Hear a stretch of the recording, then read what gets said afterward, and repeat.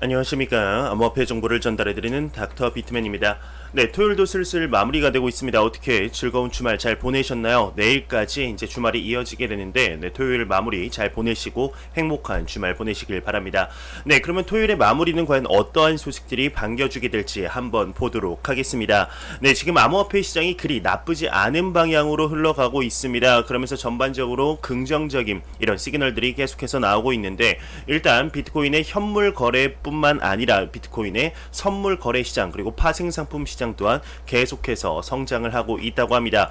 비트코인의 옵션 마켓은 3분기 1.2만 달러 도달 가능성 18.6%를 전망을 했는데, 네, 세계 최대 암호화폐 옵션 거래 플랫폼 데리비트가 9일 공식 트위터를 통해서 비트코인 옵션 마켓은 현황으로 밀어볼 때 오는 3분기 9월 20일까지 비트코인 가격이 1.2만 달러에 도달할 가능성을 18.6%로 내다보고 있다 얘기를 하고 있습니다.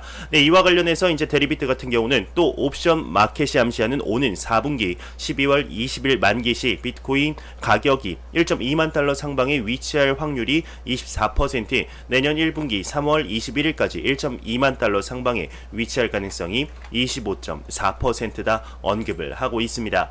네, 그러면서 한 보고서에서는 유럽 디지털 자산의 파생 상품 시장이 성숙되어 가고 있다. 레버리지 토큰이 특히 더 인기가 높다 얘기를 하고 있는데요. 네, 올 들어서 레버리지 토큰이 거래소 업계 핫 이슈로 부상을 했으며 메이저 발행사로는 FTX, 바이낸스, 아문이 꼽힌다. 스위스 핀테크 벤처기업 아문이 최신 보고서에서 밝혔습니다. 네, 이제 아문이 최신 보고서에서 밝혔는데 그 기업의 이제 본인 기업들도 넣은 것이죠. 네, 레버리지 토큰은 현물 대비 변동성이 더 큰 데다 이제 롱 그리고 숏 양방향으로 투자할 수 있고 랠리시 더 큰 수익을 낼 수 있는 동시에 강제 청산이 없다 이렇게 언급을 하고 있는데요. 네, 지금 파생 상품 선물 시장이 굉장히 가파르게 성장을 하고 있습니다. 저 같은 경우도 제 영상을 보신 분들이라면 아시겠지만 이제 선물 시장에 한번 도전을 해보려고 합니다. 이제 도전을 하는 뭐 이렇게 그 이익이라든지 뭐 수익 아니면은 뭐 청산 요런 거에 대해서 한번 여러분들께 알려드리려고 컨텐츠 준비 중이니 조금만 더 기다려 주시기 바랍니다. 네, 그러면서 지금 비트코인의 강세장을 예상하는 많은 전문가들 그리고 많은 업체들이 계속해서 나오고 있죠. 2020년 5월 12일 비트코인의 반감기 이후에 2달 정도가 지났습니다. 그 이후에 비트코인의 방향이 나쁘지 않은 방향으로 특히 알트코인들의 특정 알트코인들의 강세장이 보이고 있는 가운데 와이스 레이팅스 같은 경우는 비트코인의 강세 3가지 근거를 들었습니다. 한번 보도록 하겠습니다. 네, 세계적인 대형 신용평가 회사인 와이스 레이팅스가 비트코인에 대해서 강세 시각을 보이고 있다고 합니다. 네, 암호화폐 부문인 와이스 크립토 레이팅스가 꼽은 근거는 무제한 양적 완화책 실시, 기관 투자자 자금 유입, 스톡 플로우에 따른 이제 가격 예상이라고 하는 거죠. 네, 무제한 양적 완화 뭐 여러분들도 대충 생각하신 그거 맞습니다. 네, 코로나 바이러스, 코로나 팬데믹 확대 영향으로 미 연방준비 이사회는 13주 동안 2.9조 달러 약 하나로 3,482.9조 원이라는 역대 역사상 가장 최대 규모의 경기 부양책을 지금 실시를 하고 있죠.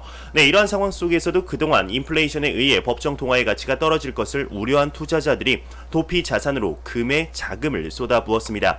이제부터는 그 자금이 비트코인에도 흘러 들어갈 것으로 와이스 레이팅스는 지금 보고 있는 것이죠. 네, 맞습니다. 지금 이런 자금들이 슬슬 안전자산으로 흘러가고 있는 것 여러분들도 아실 겁니다. 금의 가격이 계속해서 상승하는 것 여러분들도 보셨을 텐데 아직까지는 안타깝게도 증시가 하락을 할 때 비트코인이 반대로 움직여야 되는데 요즘 들어 상관관계가 높다 보니까 비트코인의 가격도 다시 하락하는 모습을 보였지만 최근에는 그 반대의 모습을 꾸준히 보이고 있죠.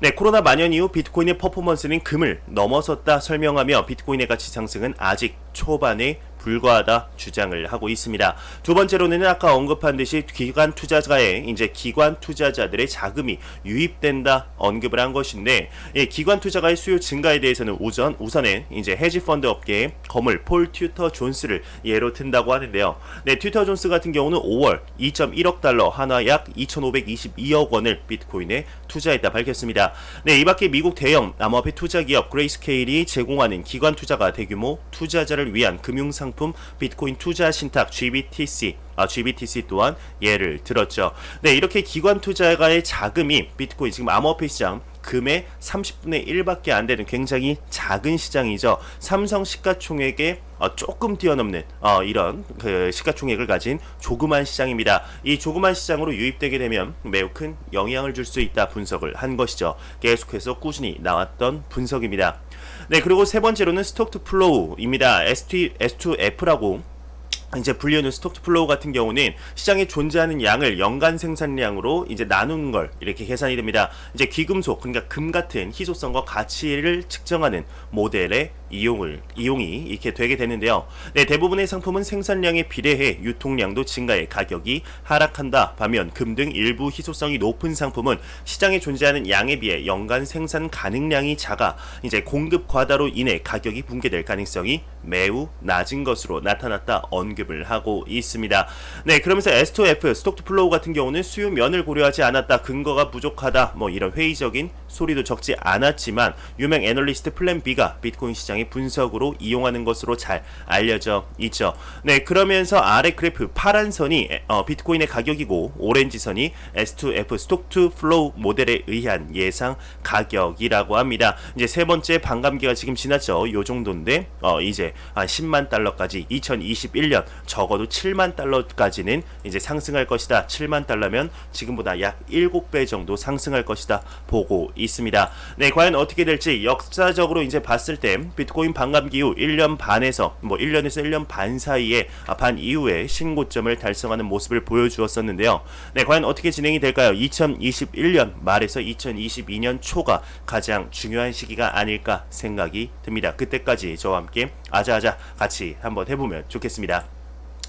네, 최근 들어서 이제 디지털 화폐 CBDC에 관한 관심도가 계속 증가를 하고 있죠. 네, 리투아니아에서는 디지털 화폐를 예약 판매 시작했다고 합니다. 네, 리투아니아 중앙정부가 발행한 디지털 화폐 LB코인이 공식 사이트에서 예약 판매를 시작했습니다. LB코인은 23일 정식 출시가 되게 되는데, LB코인은 블록체인을 기반 기술로 한 디지털 화폐 형태의 기념 주화입니다. 총 발행량 24,000개로 앞서 리투아니아 중앙은행은 블록체인 및 디지털 화폐 테스트 차원에서 진행되는 프로젝트다 이렇게 밝힌 바 있습니다. 지금 전 세계적으로 정말 CBDC 디지털 화폐에 대한 관심도가 꾸준히 증가를 하고 있습니다. 네, 그러면서 컴파운드 법률 고문 같은 경우는 세계가 원하는 달러는 크립토 달러다. 네, 이런 언급을 하고 있는데요. 네, 이더리움 기반 암호화폐 대출 플랫폼 컴파운드의 법률 고문 제이크 셰르빈스키가 이제 10일 자신의 트위터를 통해 세계는 여전히 미국 달러를 필요로 한다. 다만 세계가 원하는 디지털 달러는 중앙은행 발행 디지털 화폐 CBDC가 아닌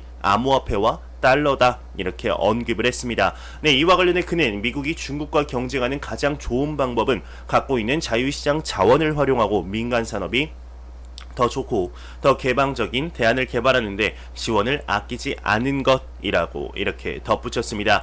네, 과연 어떻게 진행이 될까요? 정말 CBDC든 아니면 암호화폐와 달러든 반사 이익으로 암호화폐 시장이 얻는 이익은 굉장히 클 것으로 예상이 되게 됩니다. 과연 어떻게 진행이 될지 지금 미국과 중국의 거의 냉전이라고 볼 수 있는 지금 이런 시대에 암호화폐 시장이 반사 이익을 충분히 얻을 수 있지 않을까 개인적으로 생각이 들게 됩니다. 네, 그러면서 지금 외신에선 10일 특검법이 국회 세미나 개최가 된다고 합니다. 네, 10일 여의도 국회의원회관 대회의실에서 암호화폐 거래소의 자금 세탁 방지, 체계 정비 등을 논의하기 위하여 특정금융거래 정보법 개정안 해설 국회 세미나를 개최했다고 합니다. 네, 암호화폐 거래소의 등록제를 정하는 법안 등이 배경에 있다고 하는데, 한국에서는 3월 암호화폐 거래소의 라이선스 등록을 의무화하고 개정을 실명으로 하는 특정금융거래 정보 보고 및 이용 등에 관한 개정안이 통과가 됐었죠. 네, 이에 따라서 고객의 신원 확인, 자금 세탁 대책 의무 등이 의무화돼서 암호화폐의 악용을 막을 수 있을 것으로 기대가 되게 됩니다. 네, 법률은 2021년 3월부터 이렇게 시행이 예정 중이라고 하는데요. 네, 그럼 쭉쭉쭉 나왔는데 뭐 그렇게 중요하지는 않은 것 같습니다. 일단 가장 큰 틀로 이해를 해야 되는 게 지금 암호화폐 시장이 제도권으로의 도약을 계속해서 변모하고 있다. 암호화폐가 변화하면서 제도권과 같이 손을 잡고 나아가려고 하는 준비가 전 세계적으로 이루어지고 있다. 이게 가장 중요하지 않을까 생각이 들게 됩니다. 네, 매일같이 나오는 리플 XRP에 관한 소식이 오늘 또한 나왔습니다. 네, 산단테르뱅크 같은 경우는 리플 기반의 결제 앱이죠. 원페이 FX를 이제 런칭을 했는데 이용 국가를 확대한다고 합니다. 네, 리플사의 300개가 넘는 파트너십을 통해서 매일같이 리플과 관련된 직접 간접적으로 관련된 소식을 접할 수 있는데요. 네, 한번 보도록 하겠습니다. 네, 산단테르뱅크가 이제 미국 리플사와 개발한 국제 송금 앱 원페이 FX의 이용 가능 국가를 19개로 확대한 것으로 알려졌습니다. 네, 현재는 미국이나 칠레, 포르투갈 등의 나라에서도 이용이 가능한 상태라고 전했는데요. 네, 산단테르 은행의 국제 송금의 절반이 이 앱을 통해 이뤄지며 앞으로 더 많은 사람들이 저렴한 가격으로 빠르고 투명성 높은 송금 수단을 이용하기 쉬워질 것으로 보고 있습니다. 네, 산단테르 은행의 이제 국제 송금은 사업의 핵심 중 하나죠. 세계 1.4억 명의 고객에게 지금 송금 서비스를 제공하고 있는데요. 네, 과연 어떻게 될까요? 점점 더 확장이 돼 가고 있습니다. 네, 그러면서 앱의 최고 기술 책임자는 성공의 열쇠는 리플사와의 제휴라고 설명하면서 기술뿐만 아니라 국제 송금 네트워크 리플렛에 참가함으로써, 그러니까 리플렛에 이제 참가하는 것 자체가 우리 기업의 이익이다라는 이런 말을 하는 것이죠. 전 세계 금융기관과 지속 가능하고 확장성 있는 관계를 쌓아 올릴 수 있게 되었다 언급을 하면서 고객이 주도했다며 고객으로부터의 국제 송금 프로세스를 개선해달라는 지적이 리플사와의 제휴를 뒷받침했다. 환율이나 수수료, 송금액, 송금 완료 시간에 있어서 명확성이나 투명성이 결여되어 있다는 지적이 있었다 언급을 하고 있습니다. 네, 이런 문제점을 리플사와의 파트너십을 통해서 모두 해결했다는 것이죠.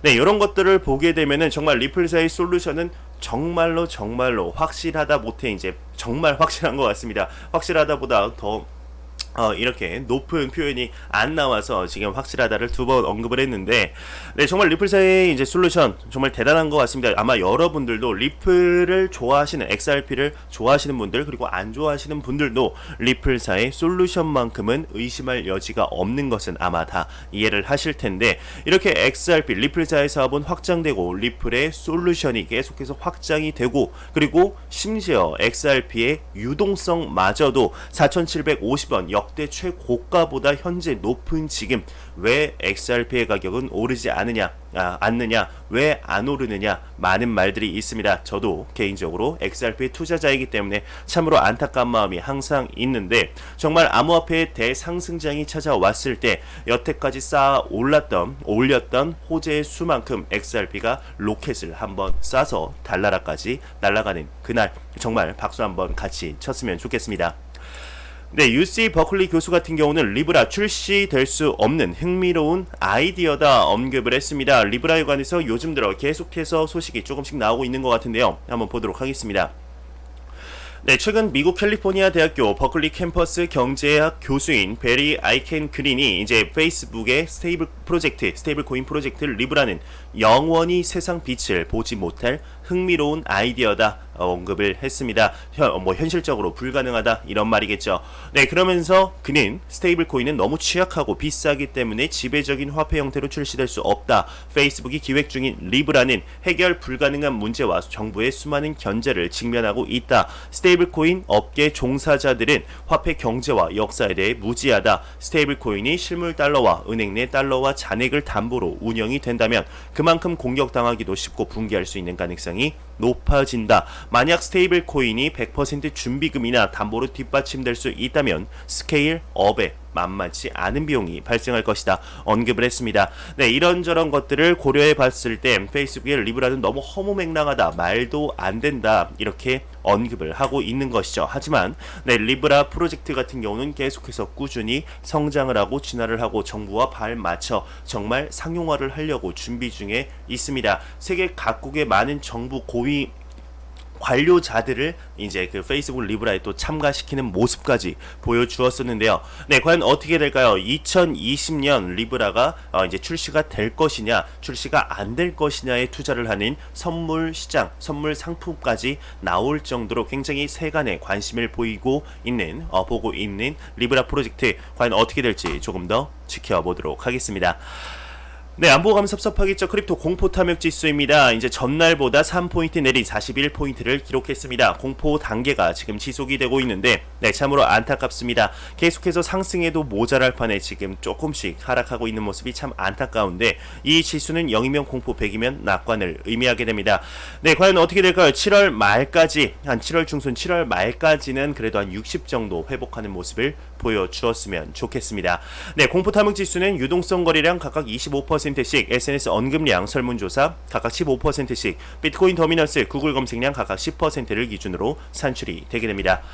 네, 마지막으로 코인 마켓캡에서 가격 보고 마무리하도록 하겠습니다. 네, 코인 마켓캡에서 메이저 탑10 코인들 전반적으로 한번 보고 넘어가도록 하겠습니다.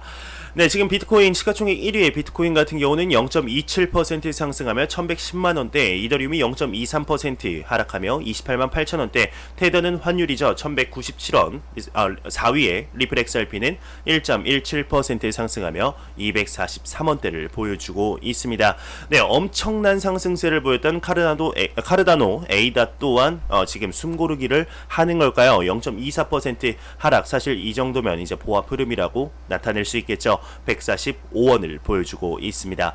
비트코인 더미넌스 같은 경우는 62.6%로 조금 하락을 했죠. 알트코인들이, 각각의 알트코인, 특정 알트코인들이 상승을 하면서 비트코인 더미넌스가 살짝 낮아지긴 했지만 암호화폐 시장에 매우 강력한 영향력을 끼치는 이제 62.6%를 볼 수가 있겠네요. 네, 제가 준비한 소식은 여기까지입니다. 영상이 도움이 되셨다면 구독과 좋아요, 그리고 광고 한 편만 처음부터 끝까지 시청해 주시기 바랍니다. 이 채널은 오직 광고 수익으로 운영이 되게 됩니다. 항상 영상 시청해 주시는 시청자분들, 구독자분들 너무나 감사합니다. 저는 다음 영상으로 찾아뵙도록 하겠습니다. 지금까지 닥터 비트맨이었습니다. 감사합니다.